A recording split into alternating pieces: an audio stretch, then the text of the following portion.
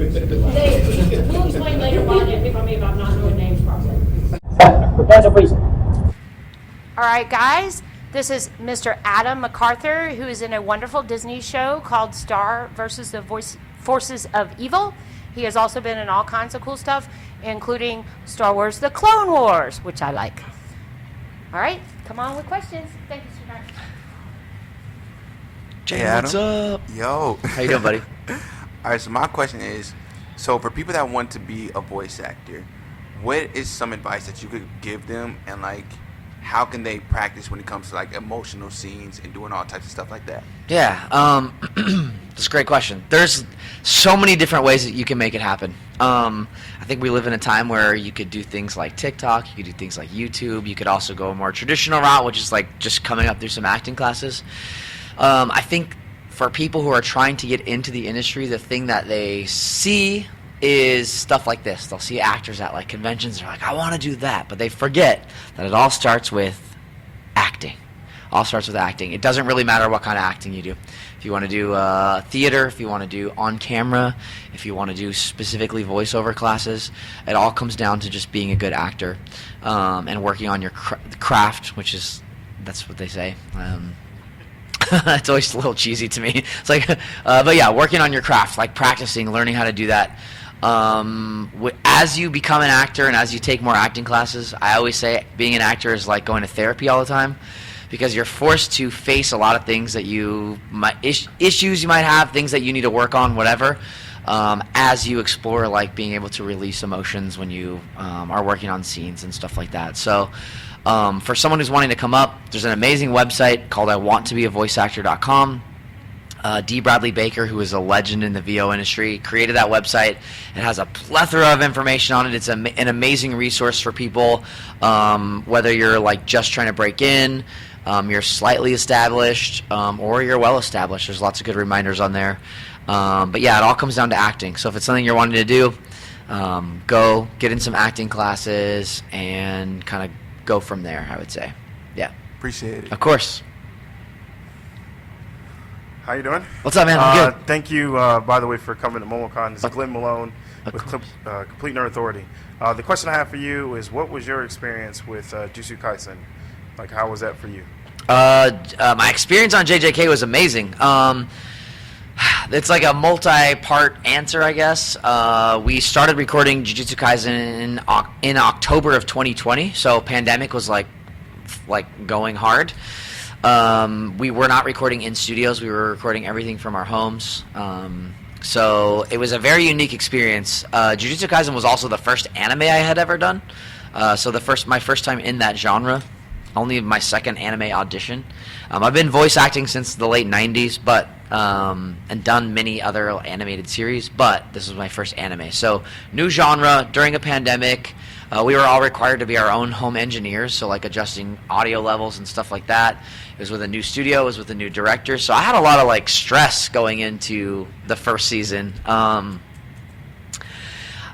not really too affected by like pressure or hype for series. I don't listen to the noise like as far as that goes. I know JJK had a lot of hype coming into it. I try to block that out and not, get too excited about that kind of stuff. But yeah, it's amazing. JJK is a unicorn project, which means it's unique. They don't come around very often. Not only is it juicy in terms of like the thing I get to act, like there's a lot of stuff to sink my teeth into. The character's amazing. The story's really good, so I like it. Like it's fun to act, something I like.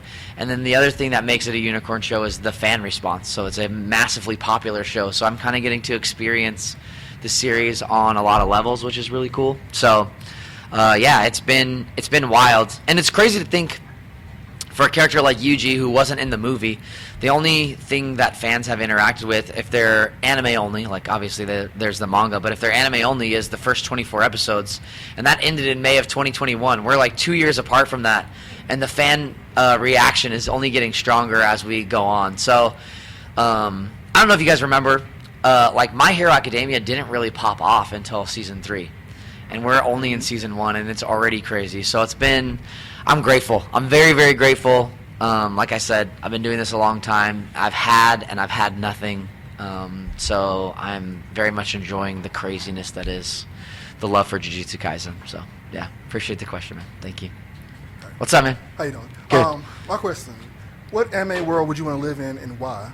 What anime world would I want to live in? I gotta go for something like mellow. I'm gonna take. I bet. Did you ask KG the same question? No, I did not. You didn't? You're the first one to get it. Well, I'm gonna steal his answer for what I know that KG would have said. Food Wars. I just want to eat. I just want to eat food. I don't want curses. I don't want someone trying to kick my butt. You know what I mean? Like I just want some. I want an easy life. I just want to eat. You know.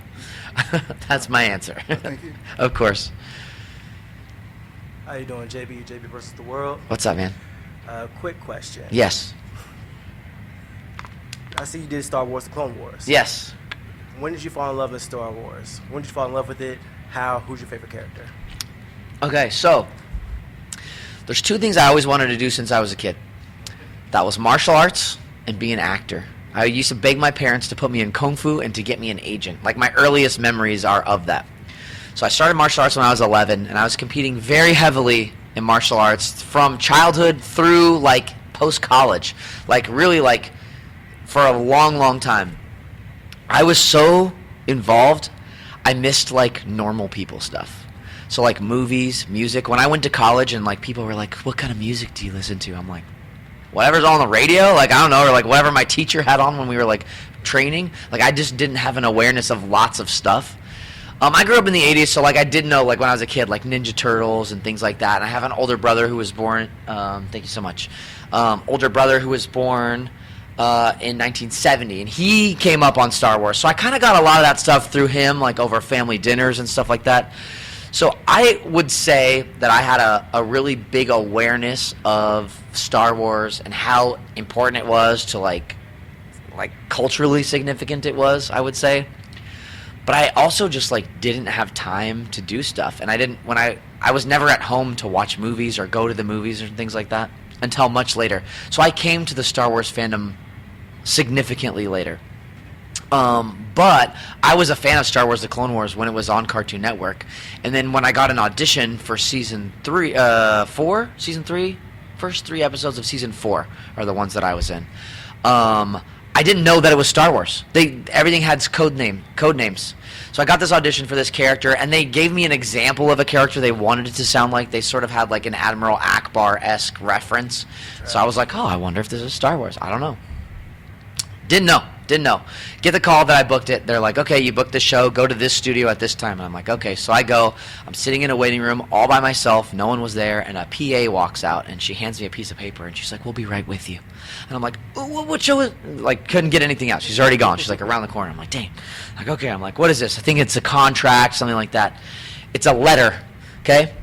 It's a letter on official letterhead from Lucasfilm, okay?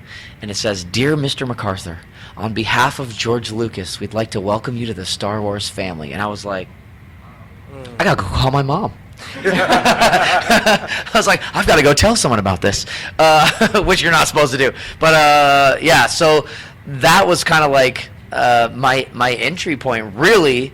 And all the other actors, that show was unique in that it recorded ensemble, which means we recorded in a big group. So I was in there with like all the main actors, the legends of VO, D. Bradley Baker, like all these guys were in there. The cast of that show is phenomenal, and they're all super, super nice. So that was kind of like my first thing. And then, I mean, I did go see like episode 1 and stuff like that, but I wasn't like the guy who lined up. I just didn't know. But now, I'm a fan. The Mandalorian's amazing. Like, I love that we're seeing like different, we're getting different stories from the universe. Again, because I did martial arts, like anytime Donnie Yen is in a movie, I'm all about that movie. So like, Automatic. yeah. So it's been amazing, and the fandom has also been amazing. I mean, it's been years. I think I did Clone Wars in 2012 or 2013, or it aired in 2012 maybe.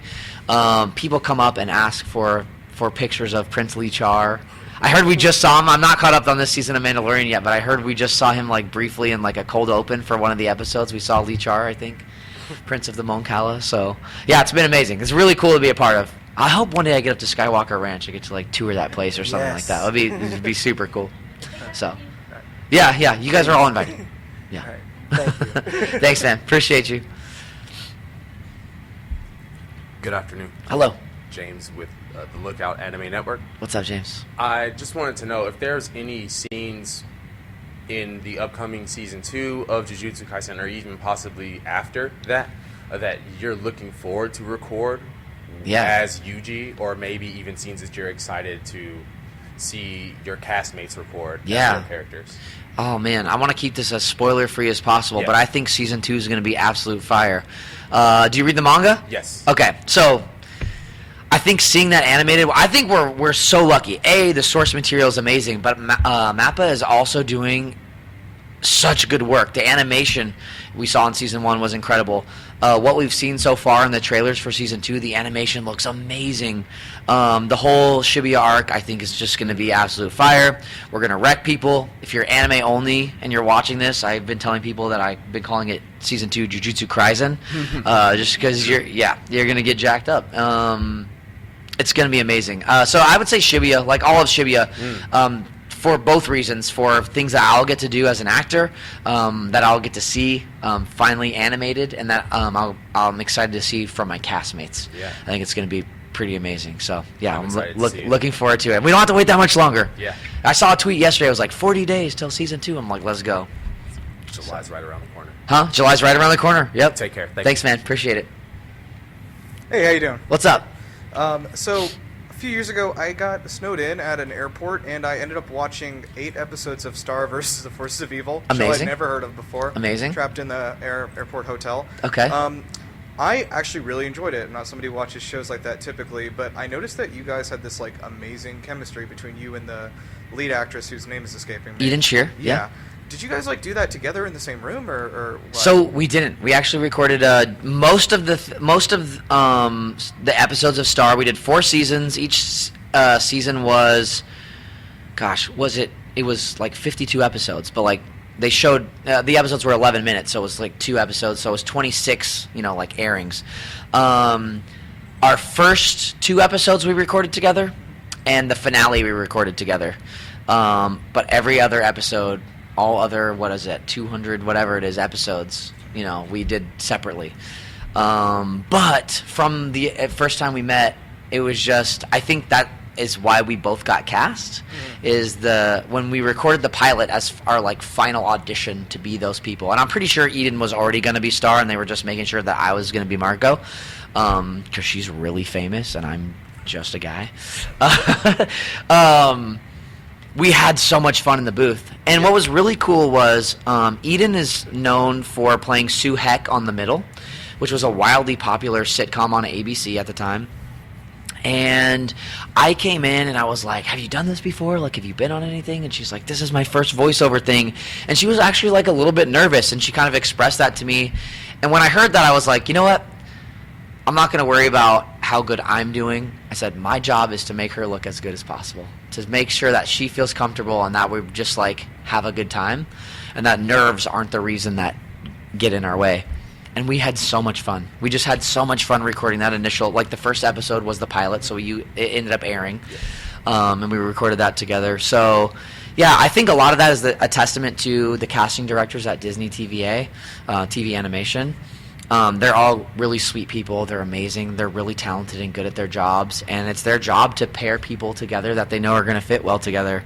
The rest of the episodes of the show had amazing guest stars and things like that, and I do think that like everything really just like was operating on like a really high level as far as like chemistry goes. So yeah, I'm glad that you picked up on that. It bleeds through, man. It's yeah, good.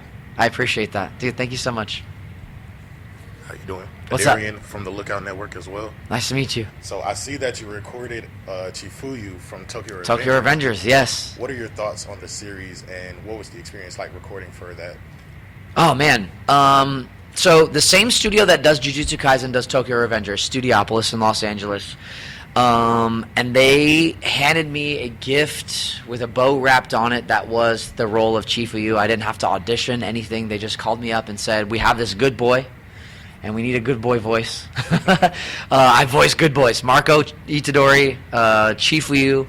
They're all really, really good, solid, like loyal friends. I'm really lucky that I get kind of typecast as that. But it was amazing. Tokyo Revengers was one of those ones. I wasn't watching it when I got offered the role, so I was like, oh, I got to get caught up. And also, I'm 100% honest to a fault, so don't be shocked when I say this. I started watching Tokyo Revengers, and I was like, why do people like this show? I do not understand why people like this. And then, like, somewhere around, like, episode 8 or 9, I was like, I need to know what happens next. And then it just got worse from there, and I was like, okay, I'm hooked. I don't know how this happened. I don't know where it came from. This guy still won't stop crying, but I need to know what happens next. I really care about everybody. I think Mikey is such a cool character. And I'm like in. Like, I love Tokyo Revengers. I think it's a really fun show. I get why the fandom is so strong, and why people love that show. It's really fun. It's really fun. So yeah, it's been amazing. Okay. Thank you. Yeah, thanks, man. Hey Adam, nice to see you again. Good to see you, buddy. So my question is, when you went through the process of recording the shows I've seen you in so far, which was Star Wars, Star Versus, and Jujutsu Kaisen. Yeah. What were some of the really big differences in the recording process for those, and in which one did you enjoy being a part of the most?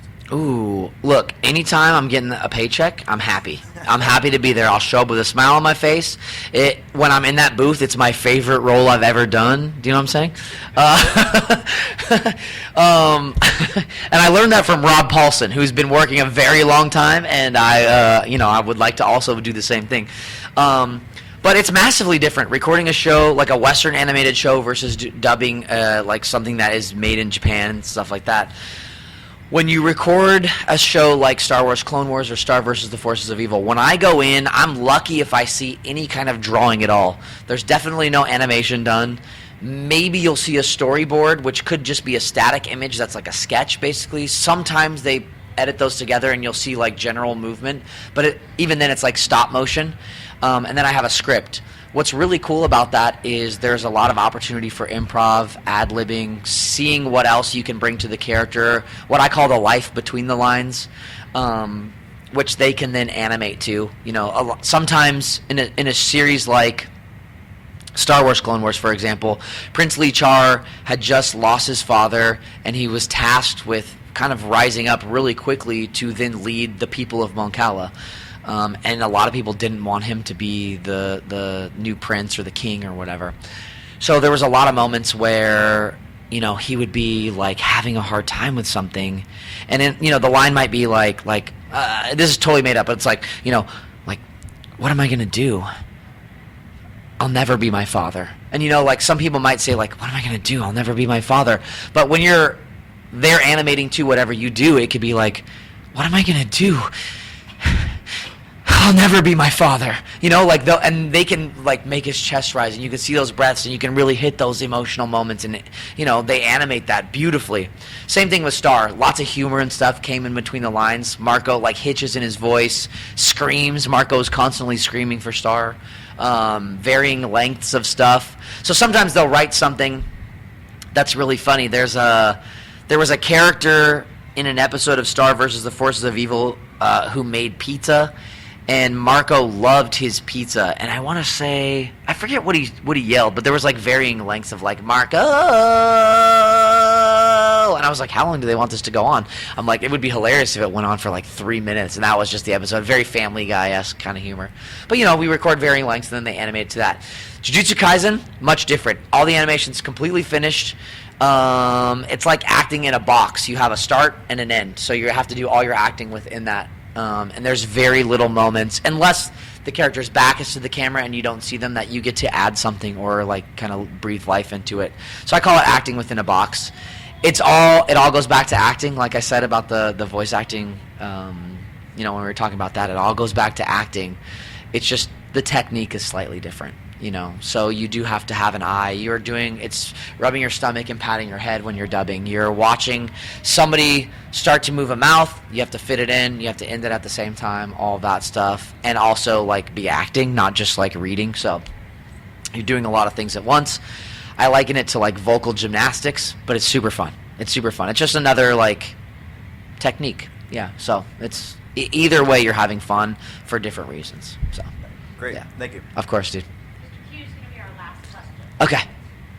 He's Take your time. All right, so you have talked about you doing kung fu. Yeah. You have been featuring a couple of documentaries. Yes. Yeah. Can you hear about that? Oh man, those were wild. I have some wild stories. Yeah, basically there was a Chinese-owned production company in Northern California that wanted to take non-Chinese as hosts to China to basically see how what they have learned about China here held up in China, with the purpose being spreading Chinese culture to the West. So as a Chinese martial artist, as a non-Chinese Chinese martial artist, I got to go and host 2 documentaries about Kung Fu. The first one, I basically traveled all around China training with a bunch of different like amazing teachers, literally like old school Kung Fu movie style. Old dudes with the white beards on top of the mountain, like hitting me with sticks, like crazy stuff. Amazing, so much fun. I've had some of the best food I've ever had during that time, where like these people would I'd be in like a remote village and they would open up the door to their back, like to the back field, and they would go and pick vegetables and like cook it in a giant pot. Literally old school stuff, not in any of the major cities. That was amazing. The second time I got to host a documentary, I followed the group of Shaolin warrior monks all around the world, but I also got to stay at the Shaolin temple for a couple weeks and like basically like live there with them and train and stuff like that. That was amazing. As a part of that documentary, I got to go with those warrior monks to Russia for a Russian military festival. I don't know if anyone's been to Russia. It's a little scary. It's a little freaky. Moscow specifically. I was in Red Square. I got to tour the Kremlin, which is basically like the Russian White House. I got kicked out of the Kremlin because the patriarch of the Russian Orthodox Church, which is basically like the Pope in Russia, found out I was American, and I got escorted. Both my arms grabbed by like Russian Secret Service and escorted out of the Kremlin and kind of just like thrown out. So scared, most scared I've ever been. I literally had the thought of like being grabbed by both arms and walked out of this room that I was in, which like I'm pretty sure like no other American has ever been in. It was a room made of complete gold. Like the walls were gold, the pillars were gold. There was a throne that this dude sat in. It was freaky, guys. It was freaky. I was thinking in my head, I'm like, why am I here? Why am I here?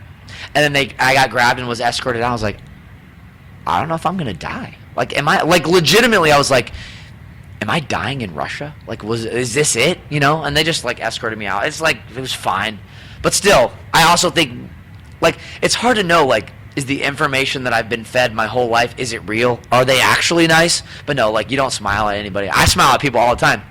I walked in and smiled at a dude in a suit with like his hand on his thing, like talking to someone. I was like, huh? And he's like, all right, don't smile at anybody. Don't want to die. So anyway, it was amazing. But I got to do a lot of martial arts stuff, so that was cool. All right, thank you. Yeah.